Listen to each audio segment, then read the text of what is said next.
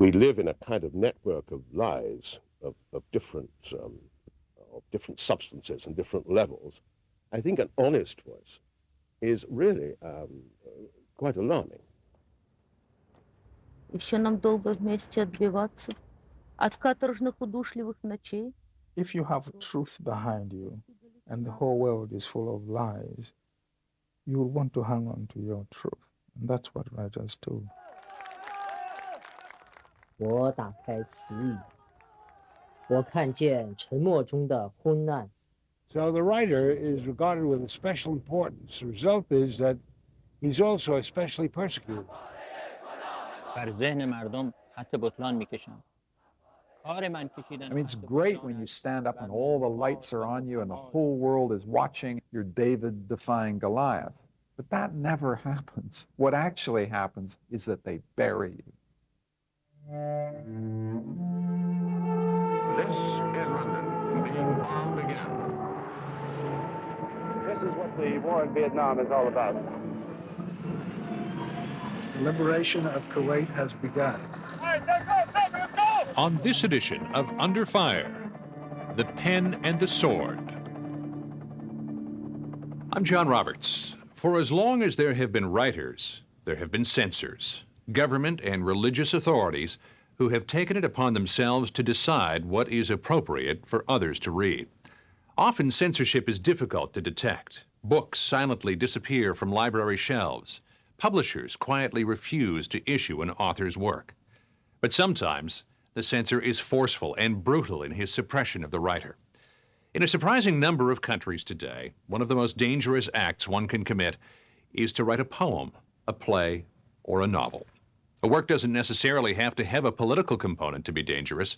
Sometimes the mere act of writing is enough to attract the wrath of an insecure or tyrannical government.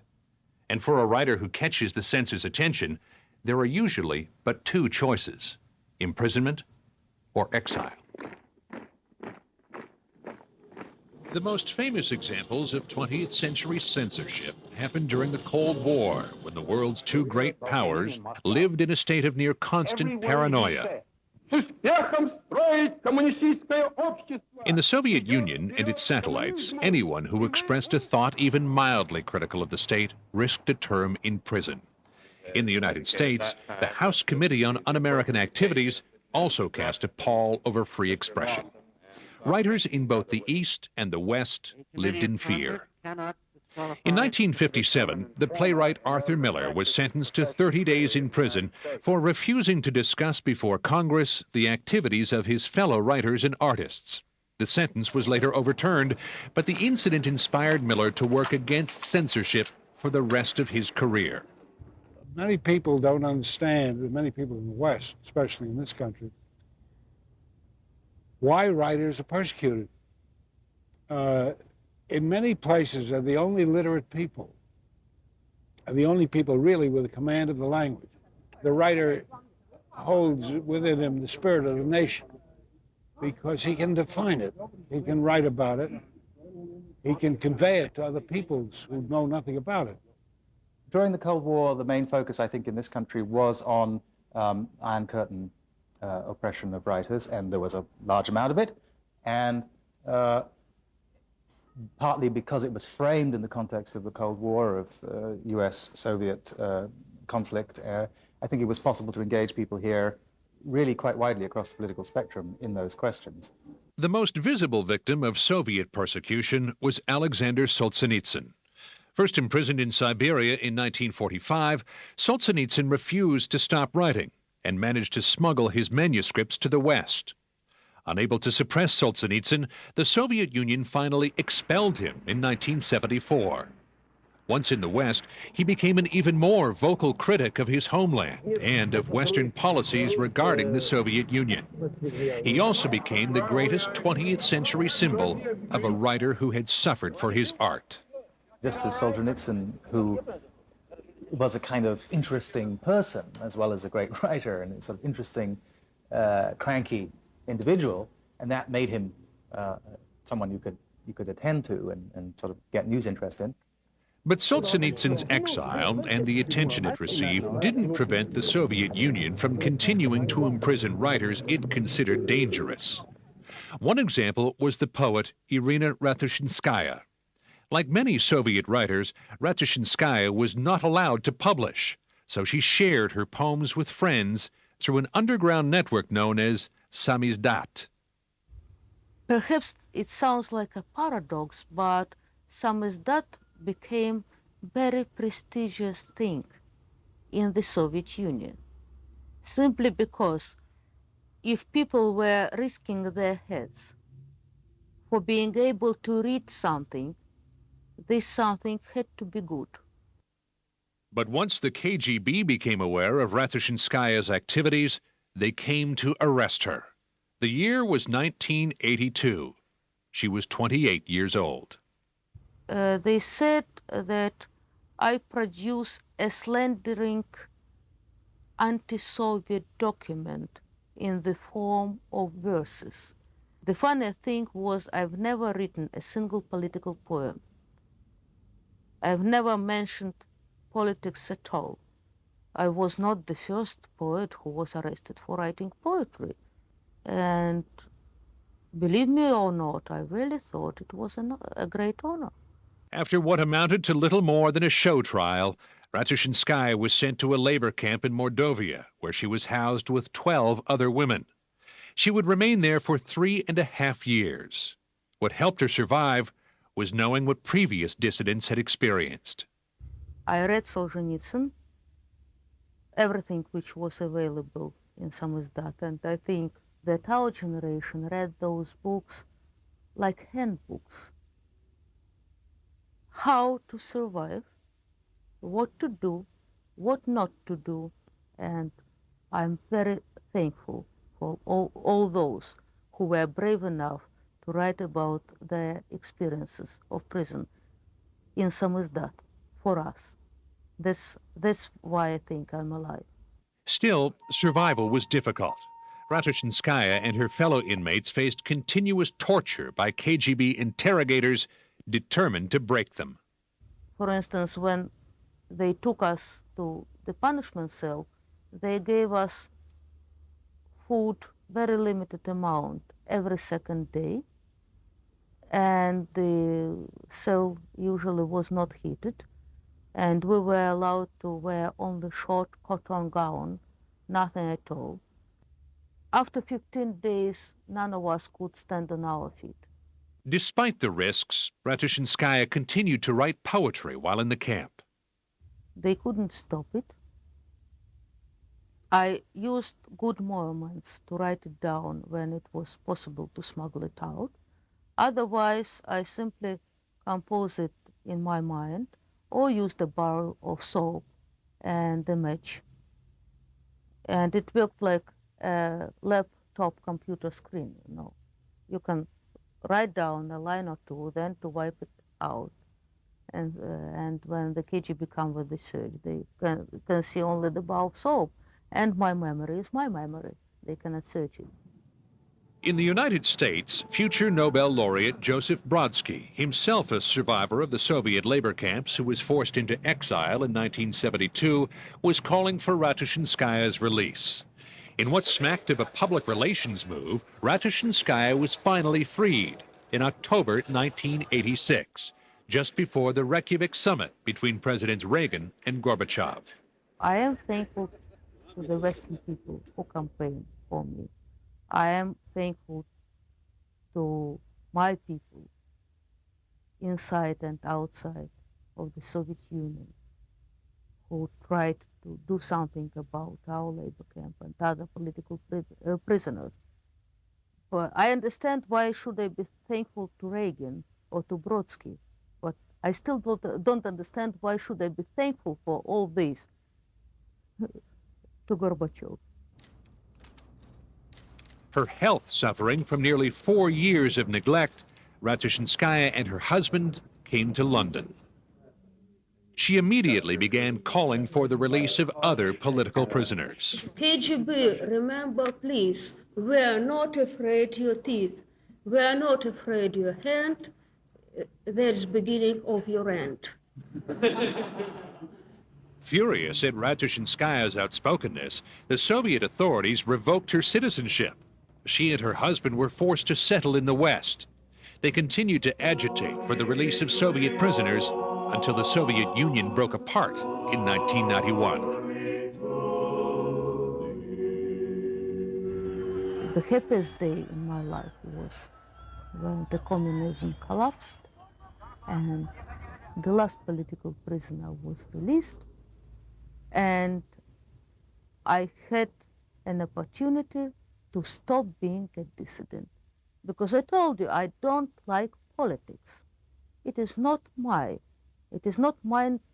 field of working. But after this, I had rights to relax and think about my children and my writing. She had her great moment of defiance, her great moment of courage. She's smart enough to know that this will define her for the rest of her life. But she's also moved on. She's had children, she writes books, she writes poetry. She's now an English housewife in Parsons Green, for God's sake, in West London. I mean, who could have imagined, you know, a gulag prisoner, a suburban housewife in a British suburban garden? She finds that ironic, but I think she also finds that terribly happy ending in a way, a good ending. In the years since the Cold War ended, stories about imprisoned and exiled writers have fallen off the front page, if not out of the news altogether. Yet in some parts of the world, writers continue to be censored, sometimes brutally. We'll turn our attention to Iran when Under Fire continues.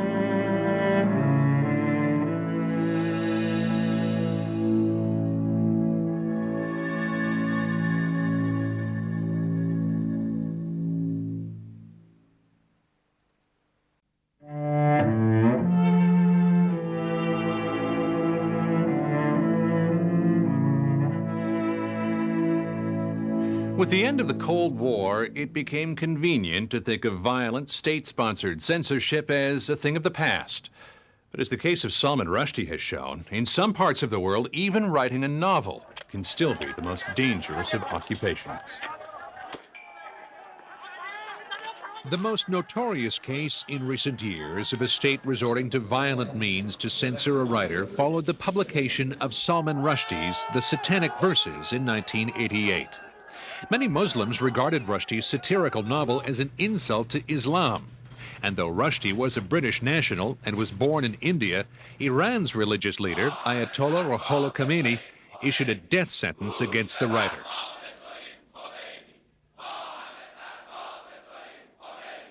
Khomeini died in 1989, and Rushdie has made more frequent public appearances since then. But the death sentence is still in effect. Supposing by chance you knew where Rushdie was and he was hiding in America, what would you do? I'd kill him. Rushdia's story is complicated because was it a government, was it not a government? This is not exactly a country in which it's easy to distinguish between secular and religious authorities. But even if it had had nothing to do with the government, even if it had just been a pronouncement by a non-governmentally related religious figure, the fatwa, you know, that's a pretty terrifying thing. Because it's inviting people around the world who follow this faith, in the name of the faith, to kill you. در حال حاضر این ننگ برای ایران هست. It is barbaric to resort to murderers if one is offended by a book. This is a continuing shame for Iran, and I am sure that politicians who are pondering the politics of Iran and its foreign relations are anxious to lift the death sentence. I am sure that there is no one in Iran now who would want to come and kill Salman Rushdie purely for religious reasons. Ghazi Rabahavi, an Iranian novelist and playwright in exile in London, has first-hand knowledge of the lengths to which Iranian authorities will go to censor writers. During the Iran-Iraq War, Rabahavi was imprisoned for 8 months for writing a series of fictional accounts of the war. His time in prison was relatively short, but harrowing. از اتاق ما هر 2-3 روز یک بار Every 2 or 3 days, they would take 2 or 3 people from our room to the wall to be executed. Execution did not come as a result of a trial, or a condemnation, or a clearly stated crime. They would just pick someone out of the crowd. So it was possible for them to execute someone who hadn't even been involved in politics. Upon his release, Rabahavi started writing again, choosing as his subjects Iranians who were suffering the economic downturn that followed the war. But he ran into trouble every time he tried to register his works with the state's publishing authority, the Ministry of Islamic Guidance. One by one, we were called into a room where the guy would admonish us and advise us, saying, "Brother, see how the conditions of life have improved? The people are having such a good time. Why do you write such stories?" They wanted to ignore everything. It is agonizing for a writer not to be able to write about the misery, the decrepitude, the hunger, and the poverty that we witnessed around us. But we had to show that everything is fine, and that is very painful. In October 1994, a group of Iranian writers and editors issued Declaration of 134, a document demanding an end to censorship. But Iranian authorities reacted angrily to the declaration, refusing to publish it and threatening those who had signed it. One of those they targeted was Faraj Sarkouhi, editor of the literary journal Adineh. After a series of brief detentions, Sarkouhi disappeared on November 3, 1996, while attempting to leave the country to visit his wife and children in Germany. They secretly took him to a prison while the government announced that Faraj had left the country. But they were detaining him. They said he had disappeared. The Iranian authorities constantly claimed that he had left the country. All the documents showed that he had left the country, but our documents and evidence outside the country show that he had never entered Germany. His airplane seat was empty. Faraj's name was not on the passenger list, and our friend who had gone to pick Faraj up from Hamburg airport never saw Faraj. After 47 days, they released him, but he was under continuous surveillance. During those days that he had been released, Faraj knew that he would be arrested again. He wrote all the things that had happened to him, from his arrest to all the other things they did to him, in the form of a letter. He had guessed correctly. They arrested him again after a few days. In this letter, published in several Western newspapers, including the New York Review of Books, Sarkouhi charged the Iranian government with an elaborate plot to persecute him through interrogation, imprisonment, and beatings. On January 27, 1997, shortly after writing the letter, Sarkouhi was arrested again. He is currently in prison in Shiraz, Iran, serving a one-year sentence for propaganda against the Islamic Republic. When they arrested Faraj Sarkouhi, they took him as a sacrifice, sending the message to all writers that they could arrest every one of us. Then they created the horror that Faraj is experiencing now. Iran is the country which is obviously has an appalling regime, and this man Faraj is being treated scandalously, and I think is in great danger too.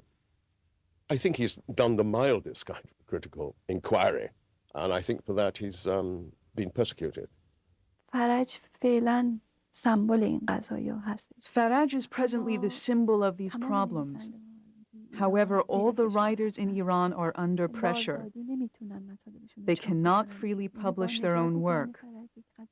By saving Faraj's life, maybe we can take one step in the direction of improving these conditions.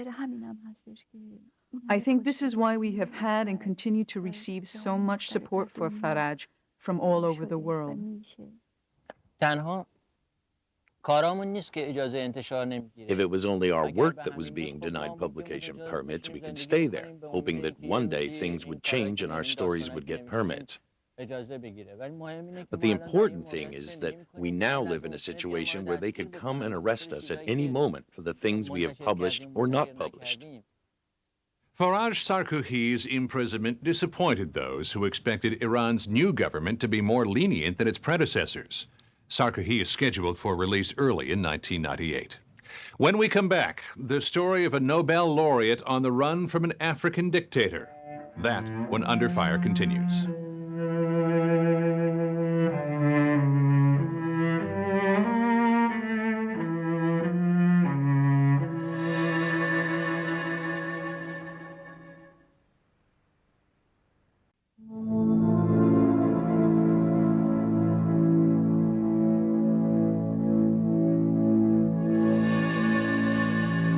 What is wrong with Africa? These are human beings who have the right to live in their own country. Why can't we accept them for what they are? Across the continent of Africa, the struggle for nationhood in the post-colonial era has spawned dozens of tyrants. Over the last 4 decades, many African nations have suffered under military regimes where even the most basic freedoms are denied. For writers like poet Jack Mapanje of Malawi, merely taking up a pen has been a perilous decision. You did not want to go to prison, and yet you wanted to say something, you wanted to write seriously, then you looked for a way in which you could write without being imprisoned. A former British colony, Malawi was controlled until recently by a dictatorship led by Hastings Banda. Mapanje, a professor of the University of Malawi, was imprisoned by Banda from 1987 until 1991 after writing a book of poetry. While in prison, Mapanje maintained his sanity by continuing to write. Bottom line was that you had to survive. And I had to survive as an academic, as a writer, and because there was no pens, no nothing, I could not write anything. You're not allowed to write. So you just dreamt up the poems in the head and wrote them in the head and composed your line, and the whole poem sometimes would be composed in the head. These compositions ultimately became his second collection of poems, a collection to which he continues to add while in a self-imposed exile in York, England. They are still not completely recovered from memory because after 3.5 years, only 25 titles of the poems I had written remained. The rest of the poems, I think, got forgotten or are in the subconscious. So occasionally these days when I start talking about my imprisonment, 1 or 2 titles surfaces, and then the whole poem comes forward and I start scribbling it. That's why the prison, I'm afraid, is still with me wherever I go, because this is the type of life that I kind of live. In 1994, Banda relinquished power. Malawi has since instituted greater freedoms. But in other parts of Africa, most notably Nigeria, rights of free speech and free expression are a distant hope at best. The Nigerian situation is a typical example. Not only Ken Saro-Wiwa was hanged, much against everybody's protest and so on and so forth. But Wole Soyinka's life is now being hunted. I mean, the man is being hunted, and lots of Nigerian writers are being hunted. Your own genuine and impressive creativity as an artist, a master of language, and your commitment as a dramatist and writer of poetry and prose. Nigerian playwright Wole Soyinka won the 1986 Nobel Prize for Literature, the first African so honored. But he has become even better known for his continuing battle against various Nigerian governments, a battle now in its 4th decade. The longest of Soyinka's 2 prison terms began in 1967, when he was jailed for siding with Biafran separatists in their civil war against Nigeria. Well, being in prison is really not much, nothing exciting, nothing remarkable. It's another mode of existence. You adjust very, very quickly. You contract your world. You do your best to survive. You obliterate memories and just hope those on the outside are doing their best. the worst aspect of the kind of imprisonment I underwent was being placed in solitary confinement for a year and 10 months. Released in 1969, Soyinka immediately went back on the attack. So many things have completely been ruined and damaged. So many possibilities of creative work have been retarded. And as far as I'm concerned, my immediate business is to put all that right. He's been marked as an enemy by each of the 4 military dictatorships that have ruled Nigeria since then, and has been in exile from the country several times, either by force or by choice. His current exile began in 1994. Soyinka is a Nobel laureate. He's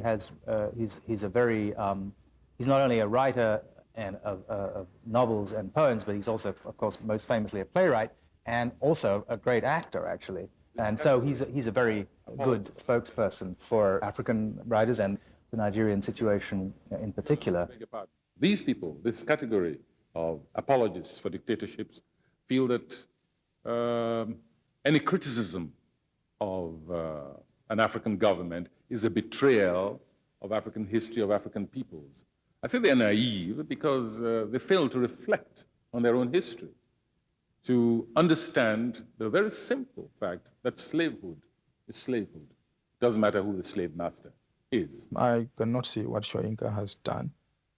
I mean, he is one of the greatest writers in Africa, Nobel laureate, and so on. Africa should be proud of it. Nigeria should be proud of it. Where did the African leader, head of state, get the audacity of pushing African citizens out of his country, of killing others? If he asked me, should I go back to Nigeria, I'd say no, you'd be crazy. Do I think that the Nigerian government is likely to arrange for him to be killed outside Nigeria? I don't have a view about that. I don't know. Soyinka is certain how he would be greeted if he were to attempt to return. A red carpet will be rolled out for me, but it'll lead straight from the airplane to Abuja, to the tightest dungeon which they have there. Nigerian leader Sani Abacha is, in Soyinka's opinion, the worst of the dictators who have led the country since its independence. Abacha, for me, is the first truly unforgivable, unpardonable dictator that we've had in Nigeria. He is dying to show the world, he's already shown Nigeria, he's dying to show the world that he doesn't care, that he is a force unto himself, a morality unto himself, to be reckoned with by the rest of the world. Abacha sent such a message in 1995 when he hanged the writer Ken Saro-Wiwa, who was mobilizing protests on behalf of one of Nigeria's ethnic groups, the Ogoni people.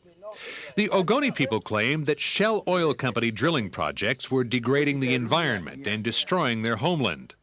When the protests turned violent and several people were killed, the government quickly blamed Saro-Wiwa. Ken Saro-Wiwa was an internationally well-known individual as a writer, and he used that fame to take sides with the Ogoni against the Nigerian government and against Shell. And there was a sort of riot in which a number of Ogoni chiefs who were on the side of the government were killed. And basically, the Nigerian government, I suppose you could say, framed Saro-Wiwa as the person who did that. He wasn't there, but he was held responsible. There was a trial of sorts, not a trial that would pass normal international standards of the rule of law, and he was hanged. Saro-Wiwa and 8 others were tried and executed before the outside world could mount a strong protest. Since Saro-Wiwa's execution, sanctions against Nigeria have stiffened. My interpretation of what happened is that they were surprised by what it cost them, and that may mean, touching lots of wood, that it's not going to happen in the same way again.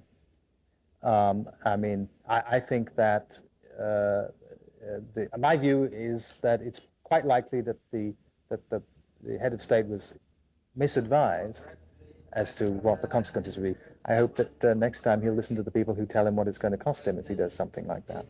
But Soyinka is less hopeful. He says that as long as Abacha is in power, he isn't safe. Abacha would love to go down in history as the first person to hang a Nobel laureate. This for him would be a measure of his stature in world history. While he's a realist about the Nigerian situation, Soyinka hopes conditions will someday allow him to return. For that to happen, he says, the rest of the world will have to play a role. What the West can do, what in fact the rest of the world and also African nations, because they should take the lead here, is isolate Nigeria completely, economically, most of all. There should be a very firm oil embargo against Nigeria. Nigeria should be treated exactly the same way as apartheid South Africa was treated. What role should the West play in cases where writers and other artists are persecuted or imprisoned by their governments? We'll hear some suggestions when Under Fire returns.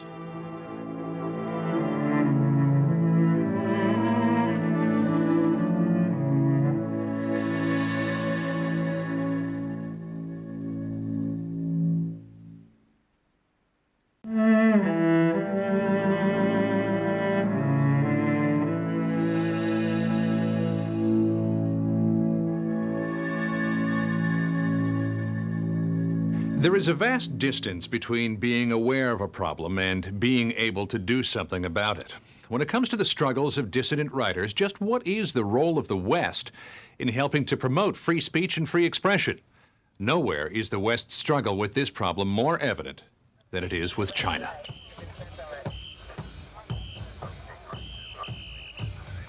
Tiananmen Square was the scene of perhaps the most dramatic popular movement of the late 20th century. After years of succumbing to tyranny, many Chinese finally were demanding freedom. Chinese students, artists, and intellectuals flocked to the scene, including the poet Liu Hongbin. At that time, I only think that Tiananmen Square is a beautiful blank page. It should be filled with poetry. Of course, not violence. So I posted my poems around Tiananmen Square. In Beijing, it's Tuesday morning, and student protesters remain in Tiananmen Square. The dawn's early light reflected off a new symbol of the protest movement, the Goddess of Democracy, modeled after her famous sister in New York, the Statue of Liberty. I was in the Tiananmen Square for almost 10 days. And I waited and waited, but nothing happened. So the martial law declared, and there had been lots of rumors around, say, the PLA has already got into the town. But nothing happened. I was really tired of staying in square for up to 10 days. So just on the eve of the massacre in Beijing, I left. So when I arrived in Qingdao, the news of the massacre came. There are thousands of them, and troops in extraordinary numbers. They've got rifles on their shoulders, they're wearing helmets, they're in battle dress. There are students running behind them, picking up debris and hurling it at the soldiers.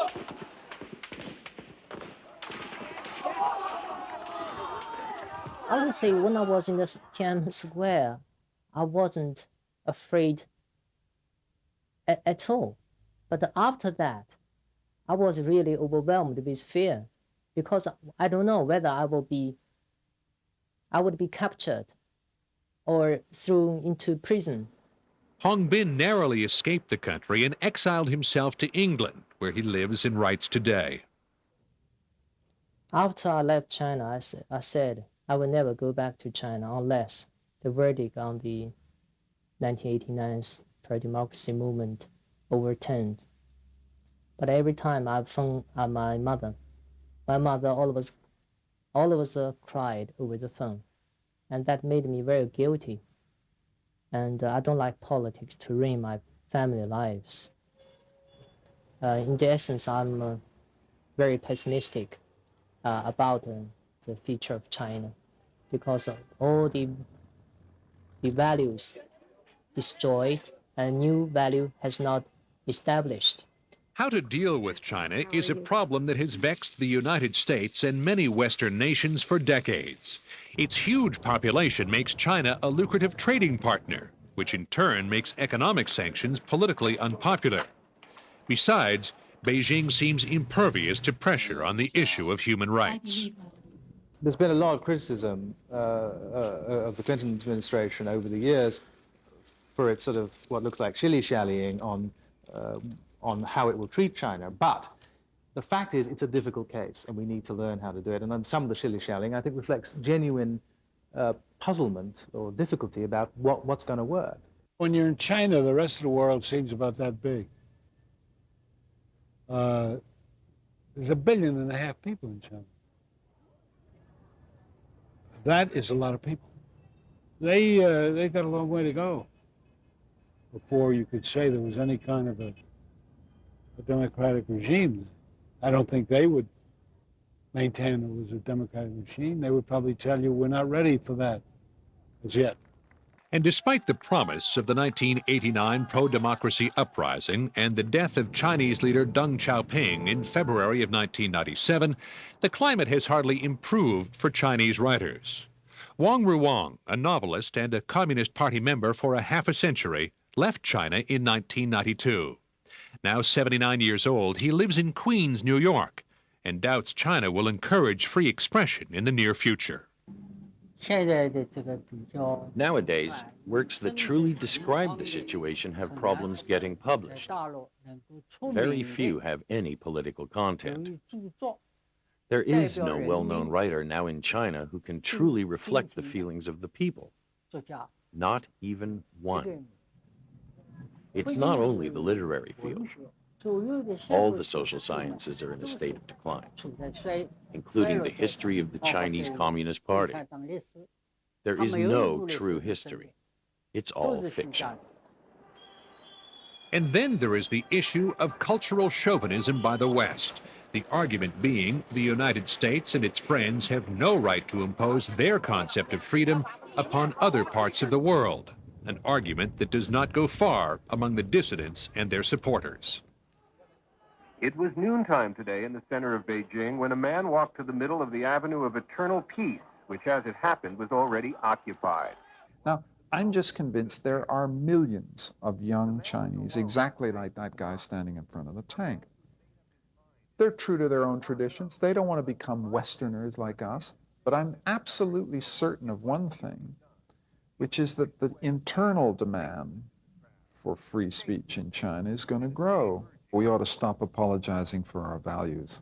I just don't think free speech and free expression are kind of Western American values at all. Everywhere I go in these societies, you meet people who want to speak in their own way, in their own language. I think there's a basic resignation throughout Western society about the way things are and who's got the power and who hasn't. And I find that very difficult to tolerate myself. Very little I can do about it, but I can question it. And I think that's what writers tend to do. The cost of these stupid regimes is terrible. It's terrible.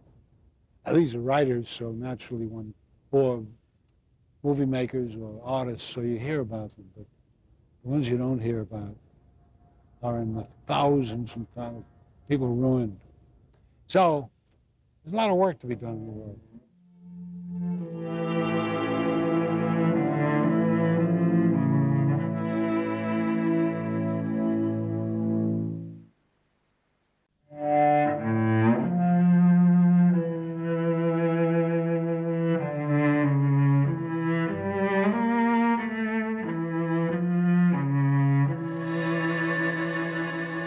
To write a poem, a play, a novel is a romantic pursuit. Even in the United States, very few writers make a living on their creative writing alone.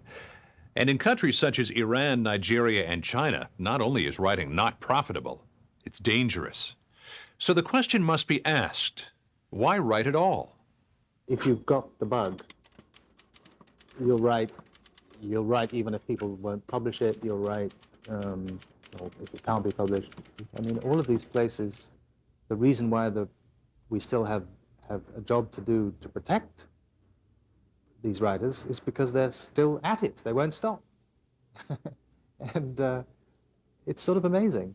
A lot of the reasons that writers decide to speak out are kind of obvious ones. They just want to make a name for themselves or be martyrs or, be heroes. But there are other people who speak out for a much more complicated reason, which has to do with the sense of shame that they'll feel if they suppress the truth, the sense that they can't live with themselves if they don't say what can be said, and if they know that saying the truth will make a difference, that it might help topple a regime, might give people courage to march in the streets, that kind of thing. There must be a desire to get to the truth. I mean, well, more than a desire. I mean, it's an imperative. As we've said, the truth tends to be very unpopular. Because the truth is always to do with where power rests. And those in power, those who hold that power, don't like the truth told about them. And when those in power chase the writer into exile, it forces the writer to survive in what are often strange and alien circumstances. Organizations such as the writers' group's Pen and Index on Censorship can lend some assistance, but most writers are left to their own means. These big metropolitan cities like New York and London and Paris are just full of heroic people wandering around completely unrecognized and unknown for their heroism. And it's very, very hard for them. I'm sure it is. Because frankly, if you've been a hero, if you've paid your dues, you kind of want people to recognize it and respect it. And unfortunately, most exiles don't get the respect they deserve. It's been difficult. I mean, since I came in, I have not had a permanent job. It's almost impossible to get a permanent job in England, I suppose, anywhere. I could have gone back to Africa. I know that I could have got a job in Africa, in another country. But to tell you honestly, I thought that my wife and children have suffered more than I had suffered in 3 years and 7 months. I did not want to take them back into Africa where they would remind them of the horrors that they had gone through. Still, for some writers, prison and exile seem only to have firmed their resolve to continue their work and to fight from abroad against the regimes which persecuted them. I think that geographical position is not important for a writer. He or she can write wherever he or she lives. The important thing is that here I have a home, something I did not have in Iran. In Iran, to have a home and some money to live on, I had to write what they wanted. I felt that I was selling my pen for things I don't like and am alienated from. I don't think I'll ever change. I think if prison didn't change me, nothing ever will. All I have to do if I have any moment of regret is to remember those of my colleagues who are either dead or in prison, which is, in fact, a far more terrible kind of exile than the kind of exile in which I'm in. Probably the eternal home, as for me, is within poetry. And it travels with me wherever I go. China is with me. So I will not say that, I am always an exiled poet or writer. No, I mean, China is traveling with me. The explosion of communications technology, especially the World Wide Web, may make it more difficult for governments to suppress the writers who displease them. But sadly, that new technology doesn't yet reach everywhere, while in many countries, the long arm of the censor still does. I'm John Roberts. Join me for the next edition of Under Fire.